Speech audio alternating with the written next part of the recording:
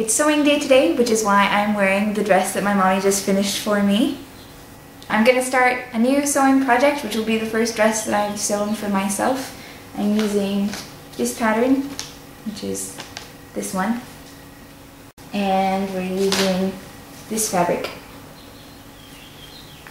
A pattern size is not the same as a ready-made garment size, so you have to check on the back to make sure that you have the right measurements. Otherwise, it's just going to be really confusing, because in ready-made sizes I'm about a size 2, but in pattern sizes I'm a size 8, so there is a really big difference.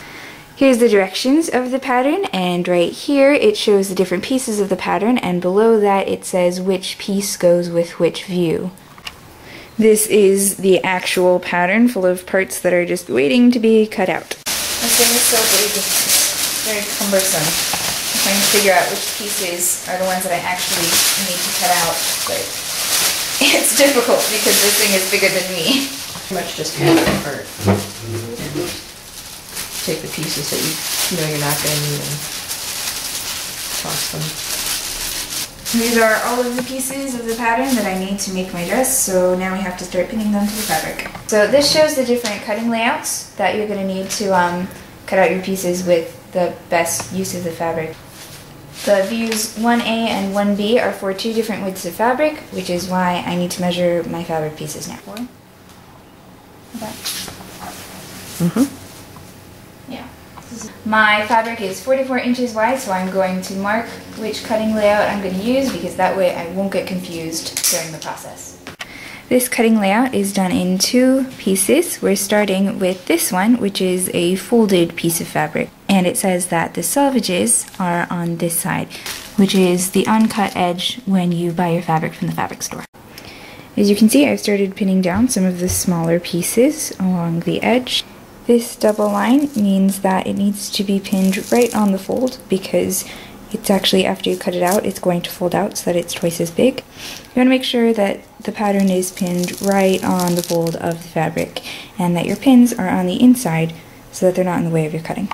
This straight line acts as a guide to keep you going with the grain of the fabric. So what you want to do is take your tape measure and make sure that both sides of the arrow are the same distance from the end of the fabric. This is 8 inches and just about 8 inches. Now, as you can see, we are all pinned down and ready to start cutting. If you think you're going to be doing a lot of sewing, it's worth it to spend the money to get a good pair of cutting shears. Your dress shears are going to be your best friend when you're cutting stuff out. If you have a not very good pair of scissors that's really more for cutting paper, you're going to get frustrated cutting material. I have my grandma's nice pair of Ginner shears, and when you're cutting, it's important to take long, smooth cuts so that it's easier on your hand and it's neater on the fabric. That's the first piece of my new dress, and I'm really excited. Now we have all these pieces nicely cut out, and onto the rest of the skirt. The other part of this cutting layout says double thickness, so we have 2 pieces pinned together along the selvage edge, and they're right side together. You'll notice that piece 9 is on here twice, so we've laid out 9 and 10, and then we're going to lay out 9 again, and also 4 and 6. We're going to self-line the bodice because we have a ton of this fabric. That means that we're using the same fabric to line it as we are to make the actual bodice. Now I've got all the pieces of what will be my dress all cut out, and now it's time to start sewing. We have a lot of scraps from cutting out the pieces, and we save our scraps for either quilting or doggy beds for the Humane Society.